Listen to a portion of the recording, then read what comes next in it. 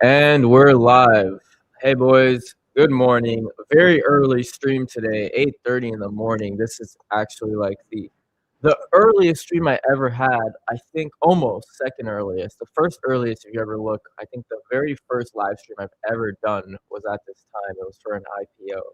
That was fun. But today's a lot more fun because this can make us a lot more money than an IPO because we are all heavily invested in HOVR. And where is their future going? So we are about to pull up the earnings. It's starting here in like 2 minutes. Just want to make a quick intro and hello to everybody. Good morning. Anthony, how's it going? Oh man, feeling real strong, feeling real optimistic. Quick words, Mark. Morning. Just excited to hear what they have to say. Awesome. And we have Death Smiles in the building today. How's it going? Yep. Good morning. Looking forward to the earnings today. Absolutely. So, all right, we got like a minute. I would like to maybe go over some stuff if we have time, but we could do that a little after. I want to know real quick, actually, if you guys can hear the audio. Let me specifically just share the broadcast. And if not, then we have a little problem and we have to fix that right away. So, all right. Bingo.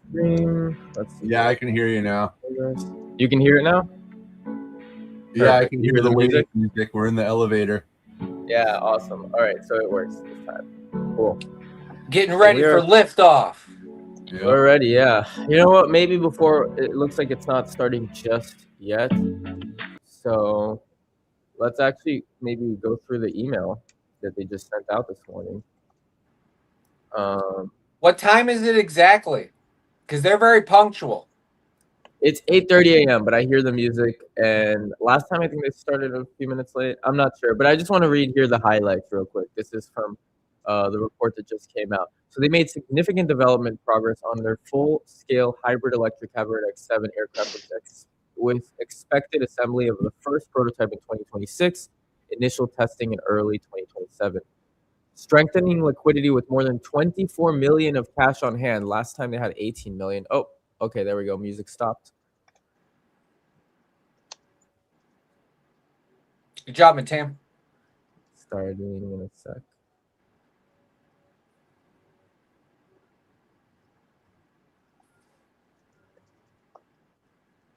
Instructions will be given for the question and answer session. You guys can hear, right? For operator assistance during the conference, please press *0. Yep. If you would like to ask a question during this webcast, please click on the Ask Question box on the left side of your screen, type in your question, and hit It's not submit. starting just yet. Wow, we have As a 23 reminder, people this on the conference live is being today. recorded This is awesome. and will be available for replay. You on guys the hit the company's like website button, help at share this a little bit. And if you haven't already, www.horizonaircraft.com later subscribe. today. Thanks. I would now like to turn the call over to Matt Chesler with Investor Relations. Hey. Matt, please go ahead. Thank you, operator, and good morning, everyone. Joining me on the call today are Horizon Aircraft's CEO, Brandon Robinson, and the company's CFO, Brian Merker. Before we get started, I would like to remind you that during today's call, we'll be making forward-looking statements. These statements involve risks and uncertainties that may cause actual results to differ materially. For more information about these risks and uncertainties, please refer to the Risk Factors section of New Horizon Aircraft's annual report on Form 10-K for the fiscal year ended May 31st, 2025, and filed on August 22nd, 2025, as well as the Form 10-Q filed with the SEC today, all with the Securities and Exchange Commission, as well as other documents filed by New Horizon Aircraft with the SEC from time to time. Any forward-looking statements we make will be based on assumptions as of today. We undertake no obligation to update these statements as a result of new information or future events. And now, with all that, I would like to turn the call over to our CEO, Brandon Robinson, for his prepared remarks. Brandon, please go ahead. Thanks, Matt, and good morning, everyone, and thank you for joining us today. This is truly a meaningful moment for Horizon Aircraft, as it is our first ever earnings call as a public company. I'd like to start by welcoming our shareholders and potential investors and thanking our long-standing supporters for being with us at this exciting stage of our journey. As most of you know, we believe deeply in being transparent, direct, and realistic about both the opportunity in front of us and the work required to get there. Development of an advanced aircraft is complex, it's iterative, and progress is carefully earned milestone by milestone, as you've seen. Our goal in these calls is to clearly explain what we are building, why it matters, and how we intend to execute. So I'll start with the company overview and strategic positioning. So Horizon Aircraft is developing the Cavorite X7, as many of you know. It's a unique eVTOL aircraft that we believe is fundamentally differentiated from the all-electric designs that dominate the current eVTOL landscape. First, our aircraft is hybrid electric powered, carrying a fuel source on board the aircraft that is more than 40 times the energy density of the best aerospace batteries. Just made a lot of sense for our practical team. As such, the X7 will be able to recharge itself airborne after landing and, of course, operate independent of any ground charging infrastructure. Second, by having a significant power generation element on board alongside one of the world's most proven turbine engines, we aim to further the X7's operational flexibility by seeking flight into known icing certification, very unique in the space. We are designing an aircraft for all-weather IFR operations, just like the commercial aircraft that have become by far the safest means of travel for people traveling regional distances. Third, apart from its outstanding performance characteristics, the X7 is being designed with a focus on safety, operational costs, and durability. These three pillars are essential for any viable air operation, and we aim to deliver a product that will be widely adopted across the world in this rapidly expanding market. Finally, we are not planning to operate an air taxi business. We remain laser focused on being an OEM and building the very best modern VTOL aircraft that will provide operators and customers with a safe, economic, and enjoyable experience. So a bit on our technical progress and development roadmap. From a development standpoint, Horizon Aircraft continues to build momentum. Last May, as many of you know, we completed a successful full wing transition flight of our large-scale prototype, a milestone achieved only by a small number of eVTOL developers globally. That achievement significantly de-risked our technical roadmap and provided valuable data that is now being applied directly to the full-scale Cavorite X7 program. Over the last 2 quarters, we have significantly expanded our technical and engineering team, added key personnel with deep experience in aerodynamics, aerostructures, propulsion, and system integration.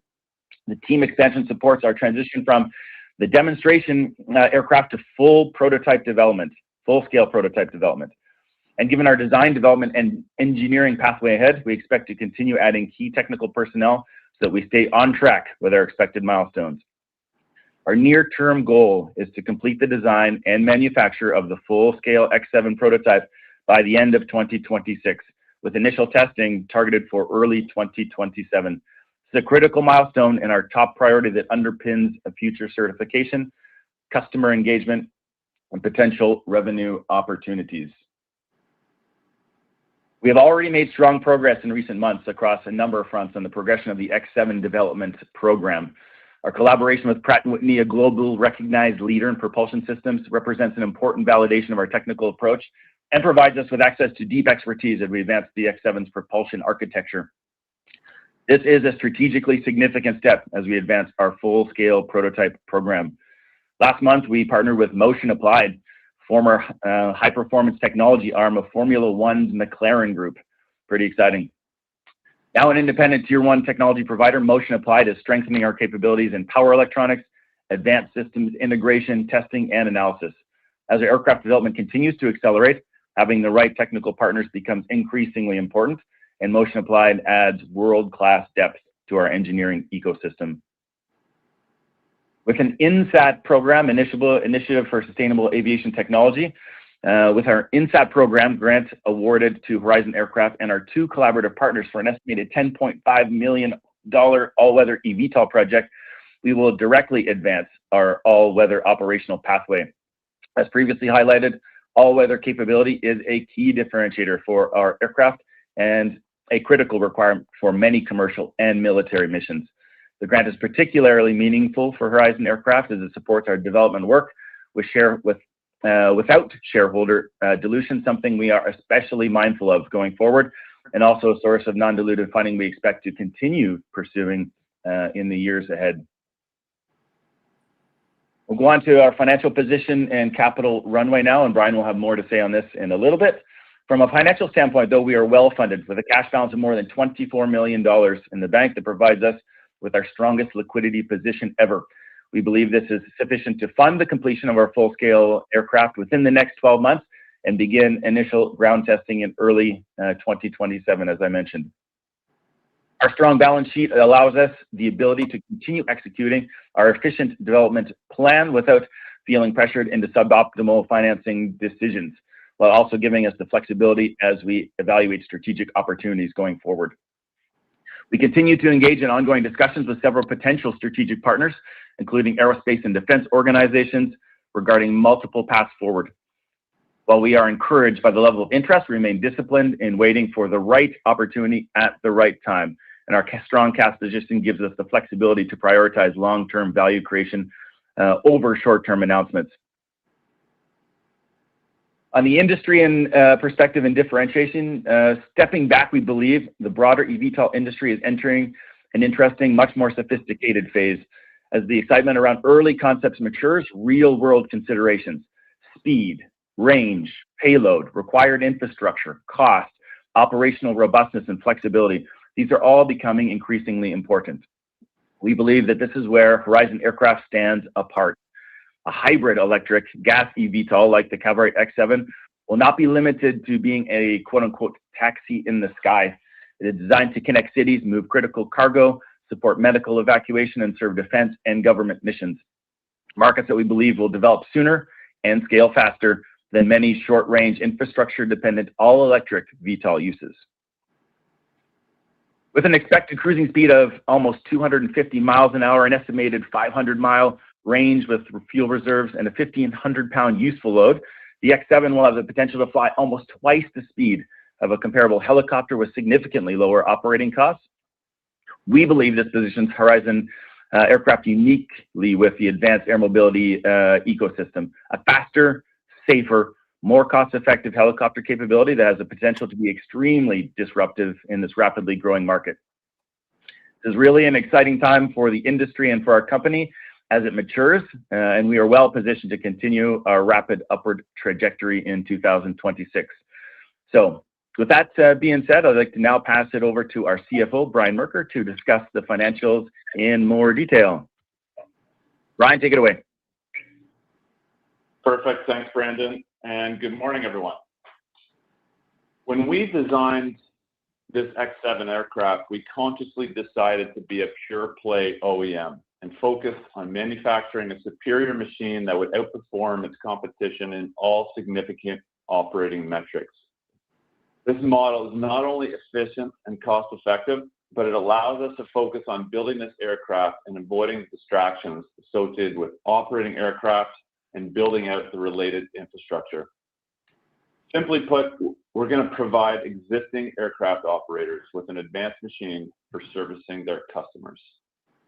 With our team delivering the significant advancements that Brandon noted, our core focus from a financial perspective is ensuring we're operating from a position of strength. In connection with that objective, we have significantly improved our liquidity position over the last quarter. We did close the quarter with more than $24 million in cash, by far our healthiest balance sheet ever. We always strive to be patient and careful with our fundraising activity, and we use a combination. We currently use a combination of the at-the-market program, non-dilutive funding, and warrant exercises. During the quarter, we raised more than $11 million at an average price of $2.81 per share. We often hear from government, commercial, and other potential strategic partners that liquidity is an important consideration. They understand the capital-intensive nature of our industry and want to work with partners who will be around for decades to come. We believe that's us, and as Brandon indicated, we'll be evaluating potential strategic partners in 2026 from both an investment and manufacturing perspective. Ideal partners for us would be globally recognized organizations in the manufacturing and/or defense sectors. Our Q2 financial results reflect our continued investment in aircraft design, build, and certification.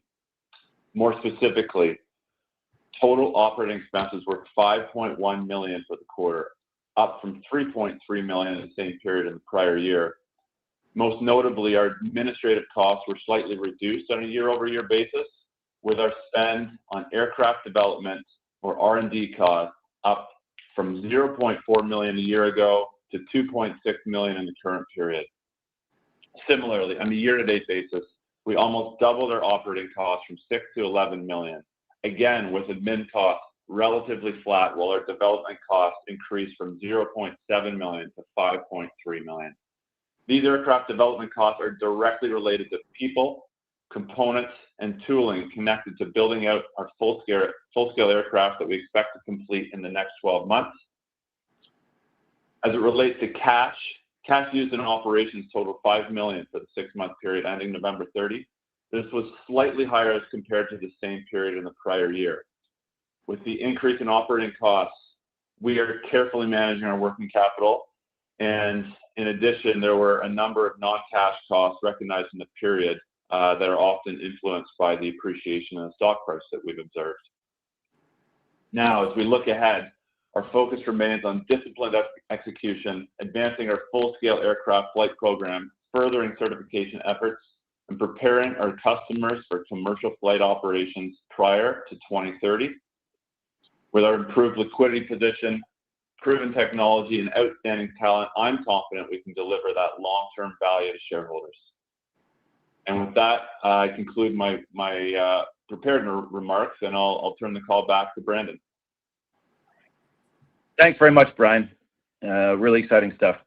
In closing, Horizon Aircraft enters the second half of fiscal 2026 with a differentiated aircraft and business model, a clear technical roadmap, strong tech research partners, and growing industry validation, a very solid financial foundation, and a meaningful strategic discussions underway with more to come that could lead to significant value-creating opportunities for the company.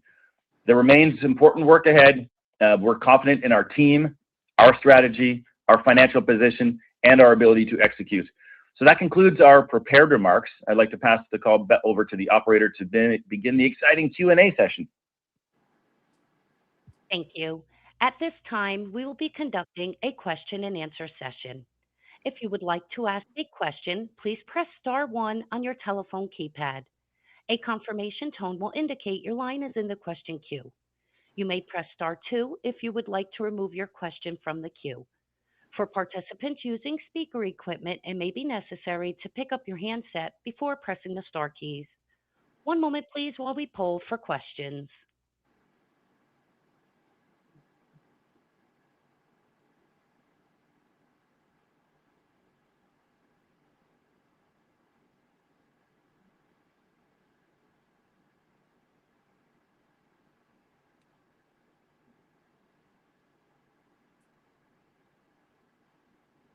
Your first question for today is from Jason Colbert with D Barrel Capital. Your line is live. Hi guys, congratulations on all the progress. Can you do me a favor and just break down how you see 2026 unfolding in terms of the technical hurdles to get to certification? That would be helpful. Thank you. All right, excellent question, Jason. Essentially, we are building the full-scale aircraft right now. So we'll have some announcements very shortly, but we are in active discussions with aerostructures folks, and we could have a fuselage and wings and empennage and tail all coming in, kind of in the summer, going into the fall, and putting the full-scale aircraft together, which is a very significant technical milestone. En route to that and in parallel, we're going to be testing all the major subsystems. So vertical propulsion is already being tested. I've said that publicly. We have our PT6 that is going to be spinning up pretty soon. So the heartbeat of the aircraft, the turbine engine, work on that is going to begin very shortly. We have a lot of different aerostructures pieces and systems coming together. Of course, flight controls would be a natural thing to be putting a lot of effort into right now, as it is going to be a fly-by-wire aircraft.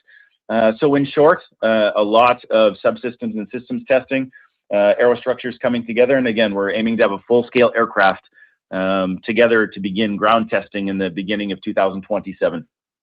Jason, great question. I hope that answers it. It does. Thank you. And that's very exciting. But also, congratulations on raising the capital. And I assume that a significant amount of that capital is going to get used towards the certification this year. Yeah, we are starting certification work as we speak. So working through, you have to be technical to understand it, aircraft functional hazard analysis, writing a certification basis, speaking with Transport Canada. All of these activities are ongoing, of course. And as everyone knows, I'll remind them, we have a great partnership with Certification Center Canada. The founder is on our board of directors, Dr. John Maris. So if any crew understands what's ahead of us, we're well positioned to have visibility into all of that. All right, terrific. Congratulations. Thank you.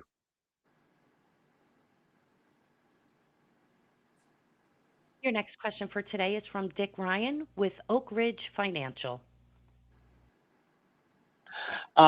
Thank you. Say, Brandon, focusing a little bit on the INSAT funding, I mean, being able to fly in all weather seems to be a pretty significant differentiator if and when that's achieved.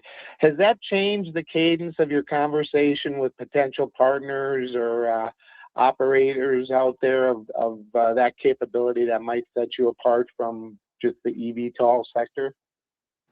Yeah, this is an excellent question. Nothing has changed for us. We have planned this from the very beginning. This is one of the things that we identified very early on in developing the concept for the X7. I come from an operational fighter pilot background. I flew jets in the Air Force for the better part of 2 decades. I have been in bad weather situations that were unpredicted. Bad weather, snowy weather, inadvertent icing, unexpected winds, headwinds, et cetera. Having the flexibility to have an aircraft that can fly in clouds under IFR certified routes, just like the normal commercial aircraft, was critically important for us to design right from the beginning. So essentially a tougher, more operationally flexible version of a VTOL that, again, operates independent of any sort of charging infrastructure whatsoever. So bad weather, cold weather, further distances, faster, more operational reserve energy and fuel. All of those resonate incredibly well with our operators. So when I go and talk to people that actually fly these helicopters and are looking at VTOL operations in the future, they breathe kind of a sigh of relief. It's not a fair weather machine that can only fly in sunny skies, in Southern California. This is a beast of an aircraft that is going to be tough, built for the real world, as we say. So from the beginning, that was the plan, and that is coming together really well. As you know, we have a climatic wind tunnel that's pretty close to us. So when the time is right, we can build a wing section and take it to the climatic wind tunnel, turn it down to minus 40 degrees Fahrenheit and throw all sorts of snow and freezing precipitation at it. So we're really well set up to make sure that this, aspiration turns into reality. Okay, great to hear. On the competition side, you see the eVTOL guys now talking about bringing hybrid airframes to market potentially. What's your 30,000-foot view of that effort?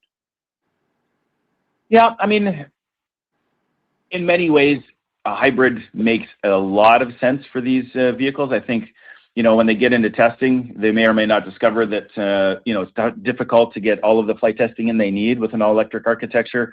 They're probably looking at the same things we looked at. They need to heat the cabin. They need extra fuel reserves at their destination in case something happens. And that all sort of chips away at a pure electric architecture.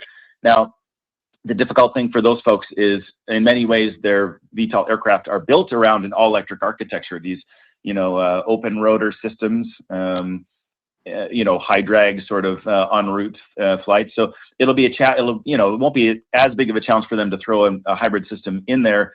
But the overall architecture of their aircraft is really still designed for all electric operation. So we wish them the best. I think it's a really smart move for a lot of them to go hybrid. But again, they'll be limited in upper end speed and range based on their ability to hybridize it correctly, if that makes any sense. Sure.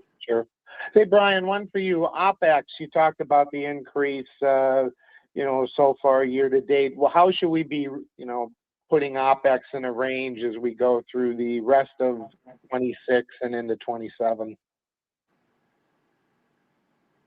Thanks, Dick. So yeah, what I would expect, is that the cost will gradually scale up as we add more people, as we add more tooling components to build out the full-scale aircraft and the certification program. We're going to see an increase in operating costs.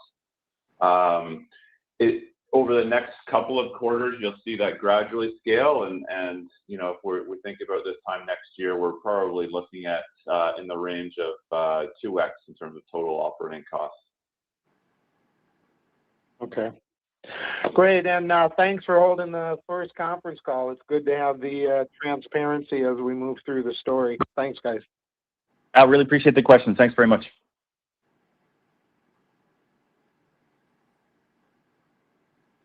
As a reminder, if you would like to ask a question, please press star 1.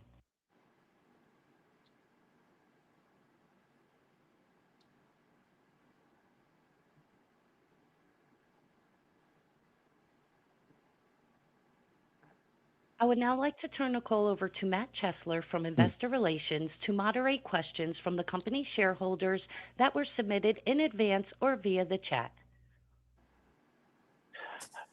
Thank you, operator. The first question or set of questions comes from Josh Sullivan at Jones Trading. Josh is asking how might New Horizon benefit in terms of development timeline for the Cavorite X7, given the experience of other eVTOL competitors in the market's experience. He's asking if there's any major lessons learned or risks avoided that might speed the X7 to market relative to the experience of peers. Yeah, great question from Josh. Essentially, the advanced air mobility market and eVTOL sort of group in general is a lot more sophisticated than it was sort of 5 years ago. People are testing real aircraft and working towards certification. It's going to be very exciting. The S4 is going to be certified pretty soon from Joby. Archer will follow thereafter. Vertical's making some great progress as well. And I like 2025. It's a much more honest place where you can where I get a lot more sophisticated questions. Back up 5 years, and it was a lot of fancy renderings. So the exciting thing is this is happening, which is fantastic. And there have been a lot of lessons learned along the way. There have been lessons learned on the aerostructure side. There's been lessons learned on the power electronic side. There's been lessons learned on the limitations of an all-electric architecture in terms of how batteries really operate and how much how much battery power you need on board to make a real operational machine work. And it's thousands of pounds for the pure electric folks. And so I think some of the lessons learned along the way have been a focus on the end user, on the operator, and building a machine that is laser focused on delivering superior performance across the board. So safer, faster, tougher machine that can operate in clouds, in cold weather, in bad weather. That laser focus on the end user has been a very significant lesson learned. You can't, if you build it, they will come approach. You build a machine because you can, and then you try to find a use for it. That's less successful than a company like our approach. And there's a few other ones out there that have, listened to the operators, that viscerally understand what they need and are building a machine that is going to be extremely useful for those folks, cost effective and safe.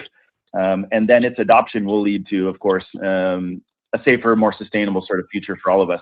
So that's been the major lesson learned for us, alongside a myriad of technical lessons that the whole group has learned. We could go through some of those, but they're highly technical, specific to aerostructures and electric motors and power electronics. But it's a cool place. There's some great tech, and it keeps getting better in 2025. Again, we like the focus on the end user as a significant lesson that has turned out well for us. Great question. Well, Brandon, Josh has a follow-up question. And he's asking, as we move forward and as you evaluate potential partnerships, what are you going to be prioritizing? So, and again, we have nothing to announce right now, but I mean, the Canadian ecosystem in aerospace is excellent. You have Bombardier Defense. You have Mitsubishi Heavy Industries regional jet. So Bombardier is building the Global 8000 series now. MHIRJ and MHICA. So Mitsubishi has been doing a lot of excellent things in the aerospace world. It is a thriving ecosystem for aerospace up here, which is fantastic. And it would be silly if we weren't talking to all of those folks on the defense and commercial side that would bring bench strength to manufacturing and production and certification of the aircraft. So looking forward in 2026, we're going to be pushing forward on those strategic discussions. And again, I can't announce anything now, but it would be great to have an announcement in 2026 of a major strategic partner to further de-risk the development going forward. Okay, thank you. Let's move on to the next submitted question. Can you speak to both your airframe and battery packs? Are you going to design and build them internally or develop both via a partnership? Yeah, so I mean, the great thing is, again, yeah, so great question. On the airframe side, of course, we have all of the technical skills to do it in-house. So we're designing the aerostructure, the outer mold line, iterating that, making sure we have a stable aircraft and the aerostructure can support all of the loads it needs to support. We have that ability in-house. Of course, it makes sense to get a second set of eyes on it. So again, there's a lot of really talented folks in the Canadian aerospace ecosystem that we can, once we're done, we can hand it off for a second set of eyes and an additional analysis, which is great. And again, on the airframe side, we're going to be hit and go on the build pretty soon, which is fantastic. So that would speak to the level of sophistication we already are at with the airframe. On the battery pack side, we're going to be looking to procure the cells, but we have a really cool opportunity and an exceptional design already, I think, for a unique battery pack that's simple, that's safe. And again, we don't need 2,000 pounds of batteries on board like all electric folks. We have a hybrid engine that is producing a lot of electricity, and just the way the aircraft hovers, it does not burn as much energy as you might think in hover. And so those two unique aspects combine to make to give us a unique situation where it can be a little more flexible with our battery packs, choose chemistries that are a little stronger, that aren't as delicate, if that makes any sense, that are much more robust and not as prone to thermal events, really robust chemistries for high power drop and recharging rapidly. So we will design our own battery packs at the cell level. We'll procure those from a world-class battery cell manufacturer. And of course, testing, and more testing when it comes to all that stuff. Uniquely, our batteries are located away from the cockpit, so there's no giant lithium reservoir sitting underneath the passengers, which is nice. They're all out in the wings, as I mentioned before. Yeah, so that's an exciting one. So that covers the airframe, that covers the battery packs. Hopefully, I got both of those pillars with that answer. Brandon, there was another questioner that jumped into the queue for the telephone line. So I'm going to turn the call back briefly to the operator for that question, and then we'll pick up the submitted questions right after. Operator? Okay, sounds great. Thank you. Your question is coming from Brian Lentier with VAX Small Cap Research. Good morning, gentlemen. Really impressive update. I'm really happy to hear the progress on the financing side. A lot of the things I wanted to ask have already been covered, but if you could touch on some of the challenges and maybe the opportunities that you're seeing when it comes to recruiting right now and identifying the key technical talent. Does your location, being headquartered in Canada, provide any unique advantages when it comes to finding people in the to add to your technical team? Yeah, so it is an exciting time in 2025, and again, Canada is unique insofar as that we have a thriving aerospace ecosystem up here, and a lot of talent coming out of the technical colleges. So there's a lot of highly talented, highly skilled younger folks. We've just been through a bunch of co-ops. And one of our co-ops is actually coming back for full-time work. I must say the skill coming out of some of these technical schools right now is impressive. I don't know whether it's YouTube and they can just learn on their own, whereas I had to go and, some stuffy sort of library and just pick up one of the books with the most words in it, where now you can kind of, get tutorials on everything. But they come to they come as junior engineers with exceptional abilities, with an exceptional ability to learn. So that's been really exciting for us. So picking up the younger talent is great. And in the ecosystem right now, seems to be a bit of turnover at some of the larger companies. And so we do have access to some very significant senior level talent, which is fantastic. These folks are in high demand, but I think it's the uniqueness of our product, the focus of the team on just building an awesome prototype. And, we're not the flashiest company from an IR, PR perspective. We build stuff, and I think that is pretty exciting for a lot of the senior folks. And when they interview with us, they see a team that has some deep bench strength, that knows what they're doing, that has been there and done that has designed and built and flown clean sheet aircraft designs. And it's just a really cool project for them to work on in a very practical way. We're not trying to shoehorn tech in that doesn't make any sense. There's tons of room for innovation, and we move quickly, and that's been resonating with a lot of folks. Now, on the challenges side, of course, these senior talent, most talented folks are in high demand as well. So we tend to compensate really well. And right now, Canada seems to be a nice place for a lot of folks to want to move to, given a lot of the geopolitical turmoil globally. So we've hired a lot of international folks. We've hired some folks from the U.S. And that's right now it seems to be a pretty positive story for us. Okay. Now we're always gonna struggle to build the team as fast as we want, but that's been a bright spot so far. And I guess maybe along those lines, there's talk, scuttlebutt in the industry that the confusion at the FAA right now is possibly going to push out some of the certification timelines for Joby and Archer, maybe out another 6 months. Could you talk about the fact that maybe your focus on working with Transport Canada is a potential advantage relative to companies focused squarely on working with the FAA?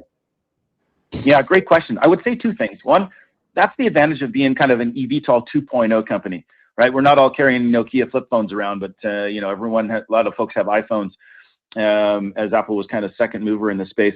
Same with us. We're able to avoid building this massive company when the regulatory framework for certification wasn't even in place. The cool thing now about designing one of these aircraft is that we have visibility through EASA's SC-VTOL or the FAA 2117 Bravo framework. We know exactly what we're designing to, which makes a ton of sense. Now, to speak specifically to the Canadian Transport Canada Civil Aviation opportunity, TCCA is simply a much smaller organization than the FAA, but it is not inundated with 600 companies coming at them with all these bizarre designs. And so it's a much quieter place. Essentially, we're a much bigger fish in a much smaller pond with a very agile Transport Canada Civil Aviation that now has visibility on a couple of different frameworks that have helped over the years kind of coalesce a structure for them to certify here in Canada. So it is an opportunity for us. We're thankful for it, and we hope that leads to a bit more of a efficient certification process. Again, partnered with Certification Center Canada, world experts in certifying aircraft. Great, thank you. And I'll echo the other comments. Really appreciate you guys having the call. It's great to have this back and forth conversation on the company at this stage. Yeah, I really appreciate it. Great questions, Brian. Thank you. I would now like to hand the floor back to Matt to continue the questions. Thank you, operator. Let's pick it up where we left off. Brian, here's a question for you from Gideon Ewers from Rotor Hub International. Gideon asks, says that you talked about building an aircraft that is faster with better range and speed and safety. How about seat per mile costs compared with existing platforms? Okay, yeah, this is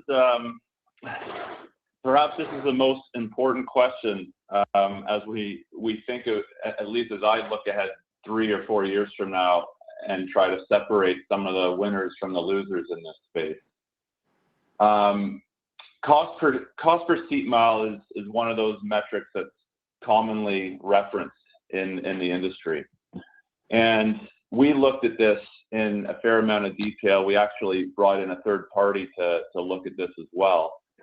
Most of our peer group speak about $3 to $5 per seat mile. And I believe they'll get there one day, although it's going to take some work, but they will probably get there. In our case, we are projecting a cost per seat mile around $1. And it sounds too good to be true, but it's largely a function of two things. One is the performance of the machine. And as we've alluded to earlier, our operating performance is significantly better than our peer group, and we're going twice as fast, for example. It's also a function of operating costs, and as a result of reduced maintenance, fuel costs, all of the costs that lead into the operating costs of the aircraft, we are projecting a cost per seat mile, as I said, around $1. And if you start looking at what that means for a trip, whether that's New York to Boston, or that regional range, that 100 to 500 mile range, the impact to operators for a machine like this compared to whether it's advanced air mobility machines or legacy helicopters is significantly improved economics for the operators. So that's why I believe if we look out 3 to 4 years, this is the kind of machine that's going to be on the winning side.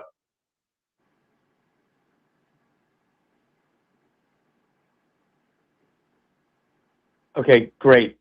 The next question, there's a follow-up question from Gideon, and I'm just going to read it directly. Has your rivals pivot one by one from battery to hybrid power since you went with that option from the start? Are you now experiencing a sense of told you so? He may or may not want to answer that. No, what I will say is we do wish them the best of luck. We see very much the X7 as a complementary service, right? So, and I've seen the business models, Joby and Archer, they're planning on, flying 2,500 hours per year.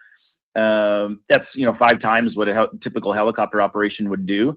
And so their business model is really calibrated for the shorter range, lower margin, high frequency routes in good weather. And then we can be very much a complementary sort of service, right? So take our aircraft and reach out and go 500 miles at 250 miles an hour, go between cities, not just within them, and do some of those lower hanging fruit, easier missions to begin with, critical, emergency medical support, transporting organs, transporting radioactive isotopes, transporting people to the hospitals, critical cargo anywhere. Again, so we try not to, we try to be very realistic. And again, those folks will find, use cases for their machines in the short to medium term. And we're just, but we are happy that we, that we again focus on the end user and built a product to specifications that make a lot of sense. Again, twice as fast as a helicopter, much, much cheaper to own and operate. And as it would have it, very competitive, even amongst the all-electric VTOL companies that now are seeing the expense of their, 2,000 plus pounds of batteries on board and some of the limitations therein. So again, we're excited. They're going to be certified. They will start to be used very, very shortly. And, we can enjoy the success rate alongside them. There's an additional question for either Brandon or Brian. You say that your ideal investment or manufacturing partner looks like a globally recognized brand. Is that ideal partner from within or without the aerospace industry? Yeah, that'll be from within the aerospace industry. We're going to have a lot of different partners, to be quite frank. And again, we're not looking for, press releases. We're looking for solid partnerships that can help move us forward on a technical basis. And so you'll see us, have realistic partnerships that drive things forward and build an ecosystem that is going to lead to our success. So hopefully that answered that question. Yes. Here's a follow-up question from Josh Sullivan at Jones Trading. He's saying, if we pull back 3 to 30,000 feet, and there are different eVTOL offerings coming to market over the next couple of years, all with various strengths and weaknesses.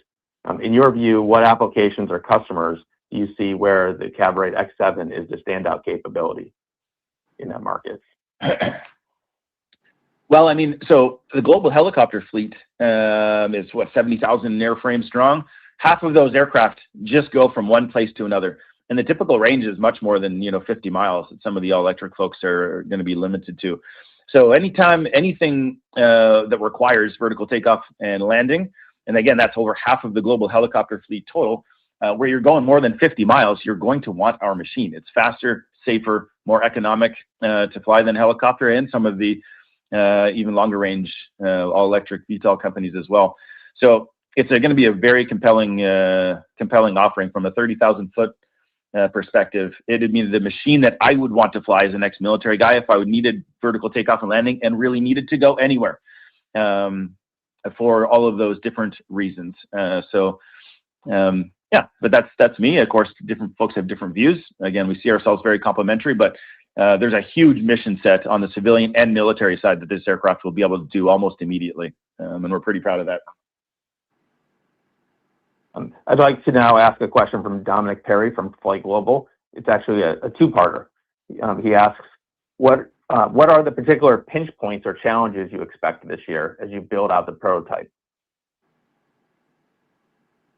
Was there a second follow-up? You said this is a two-parter? Yeah, the second part is, last year you announced a partnership with ZeroAvia to investigate hydrogen power. What's the progress on that project making? Okay, so pinch points going forward. Like I said, we're a very open and transparent company. If I told you there was not, everything was going to be smooth sailing and there are no challenges ahead, I would be lying. And any other eVTOL CEO that tells you it's smooth sailing doesn't know what they're talking about. There's always challenges. Okay, we'll start with some of the core tech. We have some great progress on the vertical propulsion system that we'll be able to announce via technical update soon. But of course, batteries and power electronics are always going to be a challenge. We always want more power density in our electric motors. We always want more energy density and power density from the battery cells. And they're only moving at 3 to 5% per year. Now, thankfully, we don't need crazy high-tech batteries given our hybrid solution. But getting those power electronics, getting those battery cells in, testing them completely and getting enough data is always going to be a challenge, and it's a challenge for any of the other manufacturers. Another challenge that people probably don't realize unless they're in the business is, again, flight controls. This is a fly-by-wire machine. There's a lot of moving parts, in many ways less so than some of the tilt rotor and tilt wing mechanisms that are out there. So in many ways simplified, but still a complicated problem to solve on the flight control side. Thankfully, we have some great partnerships building on that front too. Again, we'll be able to announce some things hopefully fairly soon. But those are some technical pinch points. We talked about our ability to hire as fast as we want. That's always going to be a challenge to build a company in a quality way, especially as well funded as we are now. And so that's on the HR side, that's going to be a challenge as well. On the ZeroAvia front, we're working slowly with those folks. Again, they're the world leaders in hybridization, period. It happens to be hydrogen hybridization. So we've taken a look at a fitment for our aircraft with hydrogen. And, there's a lot more questions around the delivery network associated with hydrogen, fill stations, the availability at different locations, that sort of thing. But they have a lot of really good answers. So primarily, we partnered with them to learn as much as we could from one of the leading hybridization companies in aerospace. And they are world-class. They really are. So they've done a lot of great work on the engineering side. We've learned a lot. And, will we go hybrid hydrogen tomorrow? Absolutely not. But it's great to partner with these folks and to learn as much as we can. We take a humble approach to all these partnerships. And we try to admit when we don't know something and learn as much as we can from the world experts. And that was our plan with ZeroAvia, and it's worked out really well. Great. There are a couple more questions, Brandon. One of them is from Todd Coast. The other is from Moman. And they both ask about our sort of platform intentions. So let me just try to combine them into a single question. We're being asked, will you be building? Do you have any plans to build aircraft besides the X7 cab rate model? Do you have any plans to build multiple prototypes this year? Perhaps one for medevac, one for defense, or one for other purposes. How are you thinking about that development? Timeline and progress. So the thing we have to do is just build and test the prototype aircraft. I'll answer the second part first. Mission-specific aircraft are interesting because we've designed this from the beginning. So we've made modifications to the interior volume and the door sizing such that, of course, you can get an injured person on a gurney in and out of the aircraft from medevac, which makes a lot of sense. That's going to be a great mission for this aircraft, especially in the short to medium term.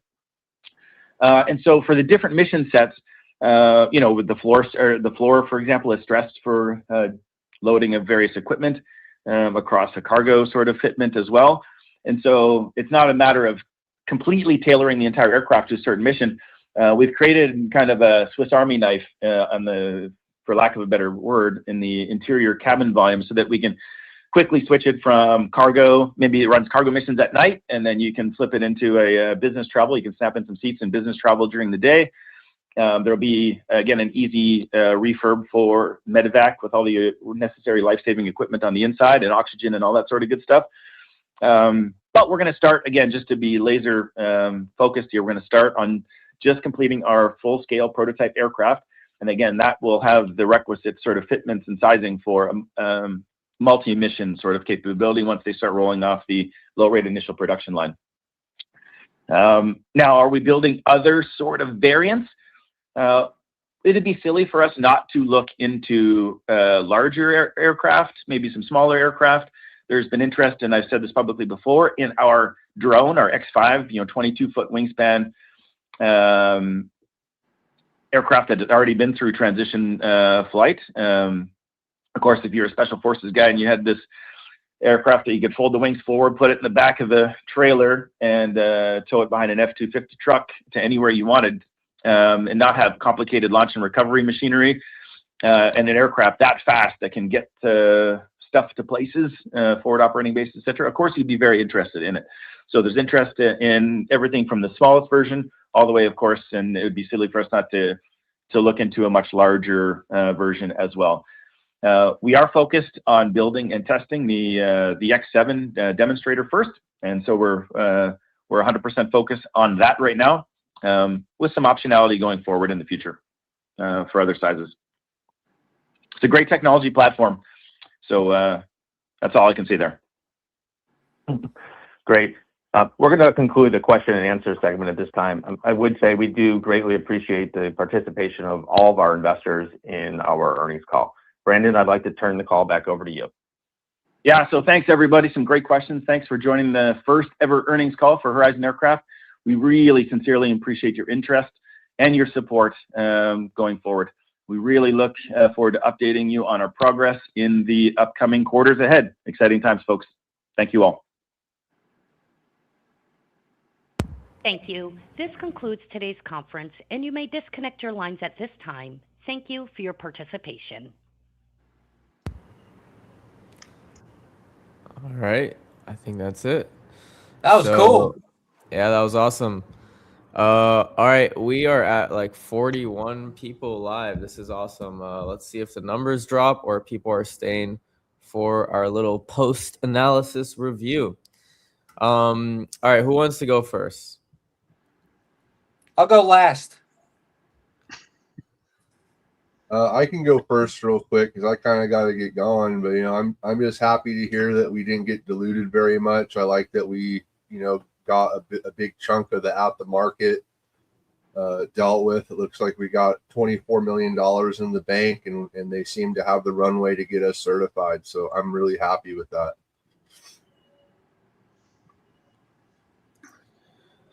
Mark, your thoughts? Yeah, we got a shout out, guys. They answered the question I submitted. So yeah, I love it. That was cool. I think the biggest thing is just they're still claiming they're going to execute on their timeline, and some of the tea leaves that they dropped was their structure. One, they're going to be vertically integrated, at least on the build of the structure and their batteries, which was my biggest question and concern is that, are you going to farm that out or not farm that out? Since they are building the prototype, I think their batteries can be as heavy as they need to be, and it doesn't really matter. They did also drop the tea leaf that their batteries are going to be a safer battery. So I'm suspecting it's not going to be a lithium ion, which, you know, can have fire and runaway fire considerations. Again, the battery tech in the next couple of years, I think is going to change dramatically, which gives them a bit of a padding, because their prototype doesn't have to be, they can add a lot of weight and just use that weight to say, well, this is the overall max takeoff weight of our aircraft, and that can be used in batteries as the battery tech improves. And then they go into certification. So, but it looks like, yeah, they said they're developing tooling and designs for the airframe. But they also said too, there's announcements coming, which leads me to believe they're probably working with a large, and I don't know, can you name drop who you're potentially using, or do you name drop those you aren't potentially using, or that you can't use? So it's it's interesting in that respect. But they say that announcements are coming for who they're going to be teaming up with. And at this juncture, the development phase, that's what you want to be doing, is looking years out. Who are we going to team with to build out the structure for us? And he kind of alluded to that who they're going to team with would be something would also add a lot of value. Like they would take a lot of risk off the table. So that would lead you to believe it's someone. And he also said too that a question was asked: is it going to be someone aerospace related or non-aerospace related? And he said it would be someone who would be aerospace related. There's not too many of those in Canada, so you can again kind of just connect some dots there. Yeah, they're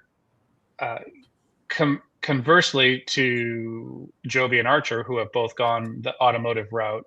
It seems like Horizon wants to play to their strengths and play to the industry strengths of, well, let's go with people who are industry leaders in this space already. But just a really good earnings call. They didn't, obviously they didn't announce any big partnerships, which would have been awesome. But I think those announcements are coming. So from a stock price and pricing, if the price dips more, we're dropping back down into the $1 range. It's like, just keep loading up, because once they start making these announcements, we're going to see, I think, really, really good stock price action. And really fast. Yeah.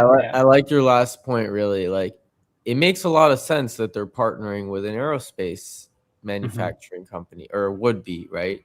Looking for, versus auto manufacturing. Like, seriously, actually, all these decisions they make just make sense and are just like more reasons to like, damn, this is why I really love what Brandon's doing in his choices.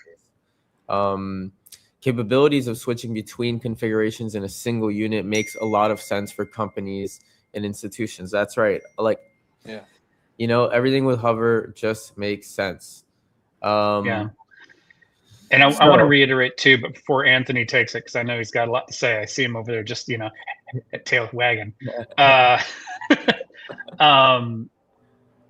On that topic too, the questions keep coming up about certification, and I think people in the space need to understand that right now, and Brandon said they're developing their hazard analysis, which is one of the prerequisites to just engaging the Transport Canada, and then their means of compliance. So they are going through the certification process. But this first aircraft that they're developing is not going to be a TC aircraft. It's not going to, this aircraft won't be used for certification. It is strictly a test aircraft, and it's a concept demonstrator. So the aircraft that they're now developing, and this is how it's done, is you build a prototype. Like, they built the half scale prototype from the X5. Now they're going to build the X7. That is strictly going to be a prototype. And then from there, they will go into a full development mode, and then they will be the next aircraft that they will be developing will be their test articles for certification, which makes me do question when they did on their timeline said certification like end of 2028. That does seem really sporty. If they can get that, that'll be really impressive. But again, if they have a partner like Bombardier or if they partner with a large certification OEM that already has the equivalent of an ODA, an Office of Designated Authority, like what we have here in the United States, then that will really speed up their certification process. All right, Anthony, take it. Wait. Before Anthony goes, I want to give a little bit of a different, unique analysis, real short, real quick, that I just realized kind of. I think what's really unique, Brandon took this almost like a podcast or an interview. He didn't know what he was getting into. You could tell the questions, he did not read them before. He did not have to think of them. And that's the whole point of like, Archer and what I believe, like they're having a facade, like everything is super planned, I'm sure they know the questions before he gets into it, right? Brandon's like, come at me. He's taking the questions live. Matt Chesler seems like he just read them live. Like he just read 2 questions and then put them into one. Like these were not like thought out and planned before. He's like taking it live and answering it raw because he knows what he's doing and they're actually doing this thing and they don't need to bullshit, Sorry, quick takeaway. Anthony, go ahead. Yeah, you want a healthy relationship spanning duration, or you want a one-night stand, fake it till you make it type program. These guys are healthy, just marching forward. What do you expect, I thought it was great. There's thousands of companies and, so many tickers to follow. Anybody that isn't super ginned in and following play-by-play every single thing that they've released. This was really good. Nice overview. These, institutions, small ones, big ones, they could potentially, get in there and, get a little more foothold on their, whatever they're doing. So that's good. And, I just think, they're just obviously doing it. Like, you know what I mean? Like you were saying, they just take straight questions to the dumb. It did have a very podcast kind of feel to it. I was like, damn, this sounded kind of familiar. This sounded kind of familiar right here. And but yeah, no, just like Death Smiles said, the communication about how they did the raising and everything, that was great. It's just it's like, look, it's almost like if you're an investor, you're kind of part of the team, you know what I mean? And it's like, look at them, they're just shoulder to the wheel, pushing forward very confidently, doing exactly what they need to do. And that's kind of what we need to do, just stand our ground, just push forward. Question.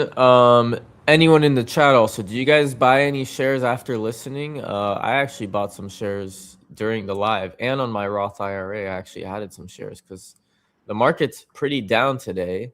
And I haven't seen if HOVR's reacted right now since then. But yeah, it's holding at $2 right now. Maybe I should pull it up on Robinhood. But Reddit Market Open. I did want to pull up a little bit of their email. We didn't fully finish reviewing, but he kind of reviewed everything there in the chat. But something we didn't really talk about is they said they doubled their engineering team year over year with plans to double headcount again by end of this year. Mm-hmm. I mean, that is exponential growth. That speaks for itself, right? That's pretty freaking awesome, I think. Any thoughts on that?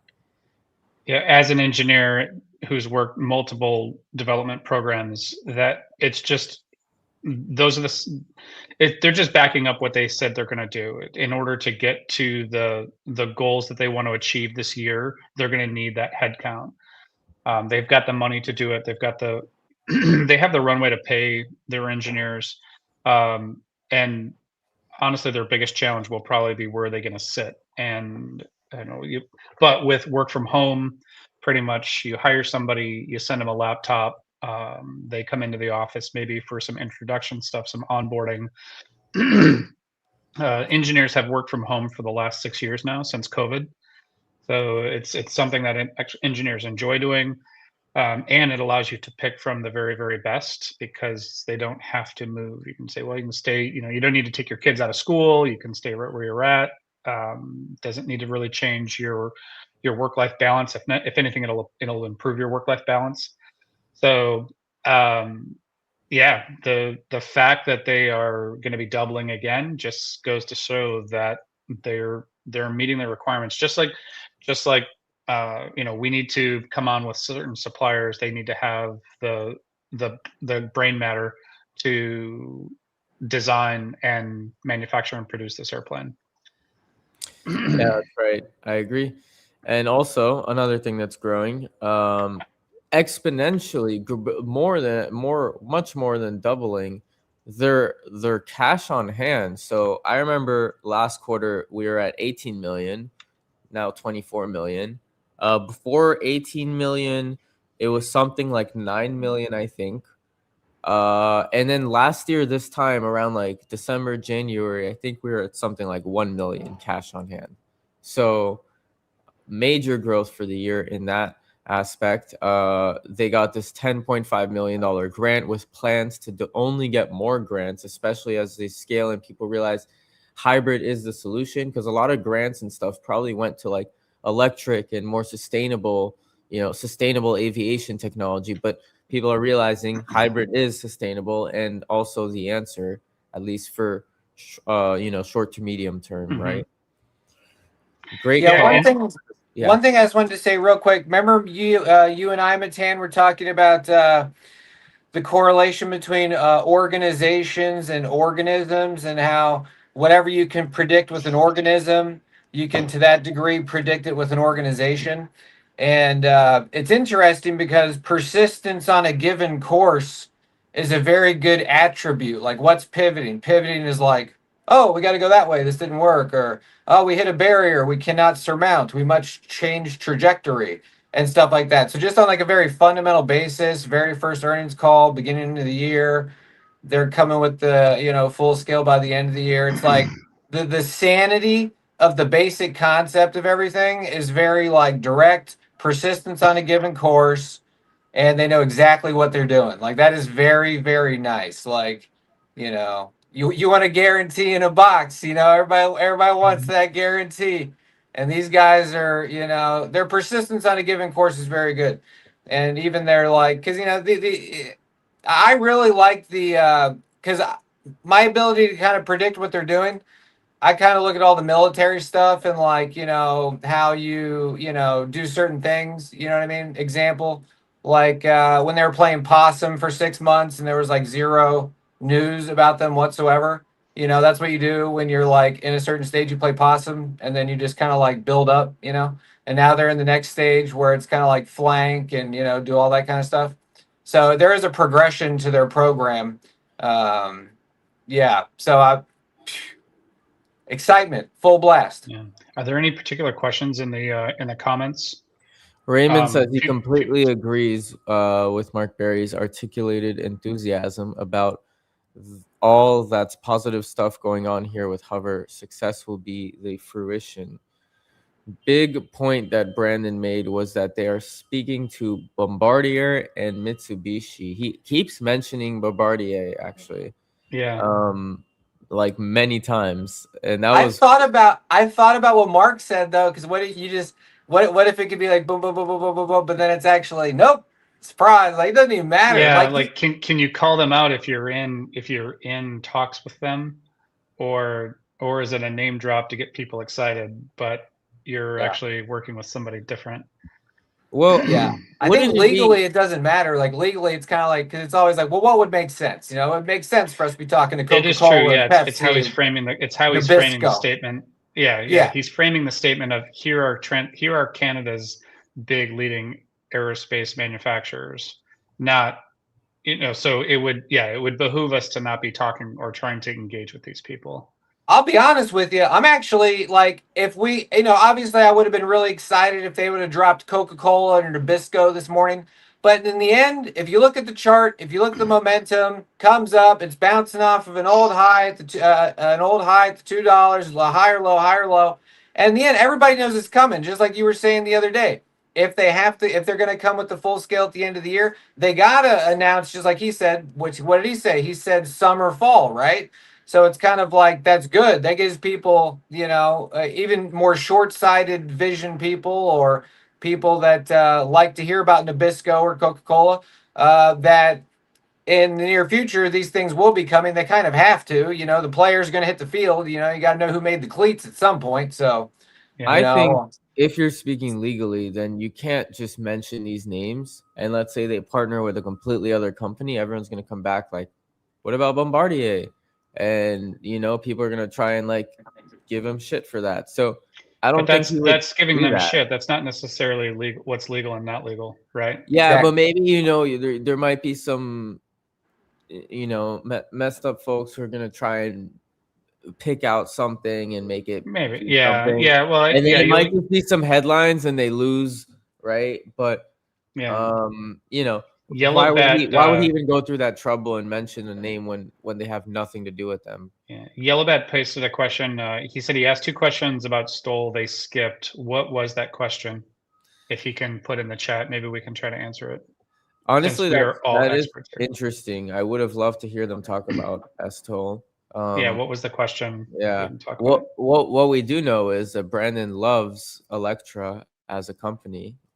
So, you know, he definitely really likes the S-Toll space, I guess, or at least Ultra S-Toll, because Electra is not even S-Toll. They're Ultra S-Toll, which is very impressive. Raymond says, oh yeah, I just put another order on Robinhood Roth IRA thereafter the earnings report. That is awesome. Did any of you guys buy today or no? I have not. You guys already have a bunch of your shares. It's fine. Yeah. I have a daily buy. Honestly, I think one of the best, easiest thing is to just have, you know, just your DCA in there. I got $20 every day going into HOVR Monday through Friday. And just slowly building a position up or down, right? If we're in this in the long term, as they grow exponentially, just like their employee count and their cash on hand, so should the stock price, right? Resso says he also just bought some more. Love that they don't do dilution. Well, they do a little bit, but it's not a Chinese pump and dump. Yeah, they're being strategic. Knows the most about that. You're muted, by the way. There is plan for it, but they're being strategic. That's right. What do you say about it? That smells. I think it was just right. Yeah. Okay. Yeah, it all made sense. It was great. Yeah. Happy customer. Happy customers. Yeah. You know what I mean? Keep going, Brandon. Keep going, Phil, Kelly. Keep going, Kirk. Keep going, Josh. Keep going, Tom. You know, all you guys just keep pumping it. Jamil, keep going. You know, it's going to be a very exciting year. This is just the beginning. I'm glad that this wasn't no sugar spike experience. You know, that's always fun and everything, but this is healthy. We want healthy. Raymond really appreciates and finds humor with Anthony's philosophical mindset. Yo, Tony. Is your nickname Tony? People ever call you Tony? I never heard it. Yeah, Tony's short for Anthony, similar to Bill and William. You know, my mother calls me this. You know, but hey, if you're gonna do it, you gotta do it in like a jersey. Hey, Tony Meatballs. Hey, forget about it. Look at that, guys. We are a live podcast, and we have a real Kill Tony here. It's actually live, not like Kill Tony. They're not really live. Yeah, we have a smaller version of that. Maybe we should do some HOVR comedy podcast sometime. Could we do some HOVR jokes? We got to think of some things. I think Anthony would win that one easily. I got a good one for you. I'm getting up there in age, right? I can tell you some things. First, you forget what you're talking about. Second, you repeat yourself. Third, you forget what you're talking about. Fourth, you repeat yourself. Ding. All right. Yeah, boys. the market's looks like the market's getting crushed today, but HOVR's holding. That's HOVR's right. right at $2. So, yeah, macro or just, what's that?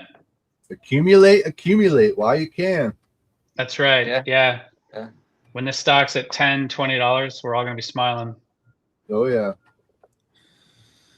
Again, Yep. All right. I think this company is $500 million, and to exit, that's my opinion. When Brandon says that they're going to be, like, they'll literally be doing they'll be doing flight testing a year from now. That's a really quick schedule for an aircraft that you haven't even received parts on yet. Like he said that early summer or summer fall, they're going to be getting all their major components in. So they're going to be putting this thing together really quickly. And I think once, and remember this too, they're so transparent. Like when their engine came in, they put it out on their website. So when you start seeing major components coming in and this entire airframe coming together, it's going to be really exciting. This year is going to be really exciting for what they're going to keep distributing out to the public. And I think the beat rate is only going to accelerate too in terms of information that they're going to start coming out with. So I'm telling you, when this thing flies and you see this thing hover and transition, it's going to be really exciting. And I think from a stock price perspective, people are going to really start to recognize the value of what they're bringing to market. And Brandon spoke about that as well. They all come from an operational background. And that operational background equates to investors as a TAM, the total addressable market. And they spoke to that as well, that the industry is going from eVTOL to HVTOL, and they are already well placed in that market. So it's really fascinating that that's now starting to get into the investor psyche of, okay, how profitable are eVTOLs going to be? And then you can look right over and say, oh wow, check out what this company's doing, and oh, holy crap, they've got a flyable airplane. That market share is only going to grow, and interest is only going to grow. So we are at a great point. Like, this is an amazing time to be buying into this company, not stock advice. That Smiles has a screen share I'm going to pull up in a minute here. Have a quick little comment from Nasimunod Muhammad. Welcome to the stream. Never seen you. Looks like you're a new HOVR investor, because the main reason he holds HOVR is because of the astronaut test pilot Jamil on board of directors who's going to test fly the CAV X7. That's right. He was just recently added. And that's pretty damn awesome that we have an astronaut who will fly this thing. Totally agree. And many other great reasons to invest in HOVR. So if you're new, check out my channel if you want to learn a bit more about them. All right, what are you sharing here with us, That Smiles? You're on mute, by the way. There we go. I was just showing you what I found in the filing as far as the share count and the amount of money that we received for it. So you can see that we got the 2.5 million shares highlighted in pink, and then the $10.8 million highlighted in pink. And then yellow is the 6 million shares from the $50 million at the market that we received $19 million for. And then if you come over, you can see that they still have 31.8 million left on that out the market. So he's saying that they have enough money in the bank to go and get through the whole year, but at the same time, they still have $30 million they can draw on in case they need more money, even though he thinks he has enough right now to get him there. You know what I mean? So that's really, really good. We've diluted the 6 million shares. We've got a bunch of money in the bank, and we're ready to run. Very exciting. Very fun. And if I don't know when the X7, the frame and everything is going to be more built, but some point in the future, I'd expect this fall. we're gonna. Yeah, not sure. Well, yeah. Well, no, I was gonna say though, some point in the future this year, I will be hopefully flying down up to their facility with Mark Berry, and we will be visiting and showing their aircraft, showing what they're all doing there. So very excited for that. We're gonna coordinate when that's happening, but yeah. So check out my channel and subscribe. I assume some people here are new. Yeah, hit the like button. Yeah, and also if you're not, check out the Reddit page that Death Smile is open, HOVR Stonk. It should be in the description below. A lot of great due diligence on there, and a lot of HOVR investors on there giving great reports, chatting, commenting, be part of the discussion. Raymond says, Tony, that yo was meant in the style of Rocky Balboa, as I am also from Philly. Instead of yo Adrian, it's yo Anthony. Gut feeling Bombardier relationship will be announced soon. Yeah, honestly, yeah. He's been talking a lot about it recently. And like mention every time he talks about it, I see him mentioning it like 3 times he's been saying the name, you know? We got that clip of him saying Bombardier, Bombardier, Bombardier. Remember? That would be amazing. Yeah, Bombardier's in a really good position right now as a company because they've cleaned up their balance sheet. Bombardier was almost a distressed asset 10 years ago when the C series they were really struggling with the C series, and they were really struggling with their train division. But now that they've offloaded all of that and they are strictly just focusing on private jets. But Bombardier is a family-owned company. Their stock, the stock and voting is set up with Bombardier. The family always controls it, and they do that so that they can always keep it in Canada, which means they are all about just the Canadian ecosystem and upholding the Canadian ecosystem. So if I were Bombardier, and remember, Bombardier's done trains, they've done they started out doing snowmobiles. They're industrialists. So if they see that this is the next wave in mobility, it's the next wave in an industry. So why would they not get involved with Horizon and support them and you know and pivot with them? It makes perfect sense. So I'm sure the CEO, you know, the Boudien family is following us. I think they're subscribers. So just, you know, hey, give Brennan some props. Let's go. That's right. I'm curious about HOVR's roadmap status. We're not going to go over all that right now. That could be a whole video in itself.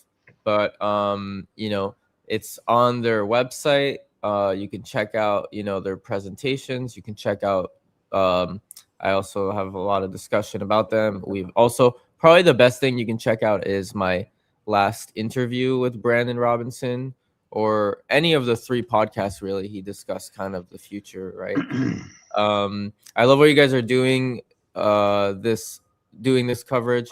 Brand new investor here. I interned at an aerospace and defense company, and I see great potential with this place. We'll definitely getting into HOVR. See, this is awesome. This is what I'm talking about. The audience here, you know, this person interviewed Noah, interviewed at an aerospace and defense company. You know, these are not like TikTok people. TikTok brains. When Lambo. That's right. Yeah, I really don't see that anyone saying like that on this chat or in the Reddit too, right?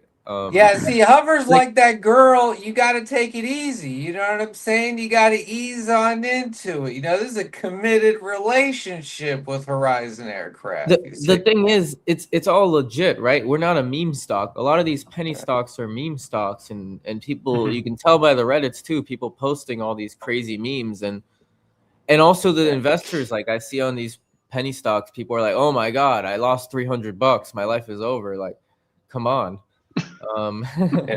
Yeah. Bomb get their crap together recently. Lean and mean. All right, this was very fun. I was going to start off with this little Brandon Robinson speech I forgot to play. So maybe I will just actually play it at the outro. Although it's very hype, so it's really more for an intro. But we will end off with a hype outro because, this was a great call, and hopefully the stock price goes up from it. So for me, honestly, I mean, it's really amazing and also humbling. Oh, so this has been the culmination of about a decade of work, again, with an amazing team that's grown from very small to now quite large, and seeing the technology validated, coming up from the concept all the way through with a very sort of operational focus to develop some technology that actually works in the real world right now. And to move on to build a full-scale aircraft that's going to change the way we move around the planet. It's awesome. This is a surprise for everybody, man. We don't know nothing about this, man. Damn. Well, everyone, thank you for watching. This has been your Q2 earnings report for HOVR. And until next time, stay thinking, question everything, and peace out. Where's the video?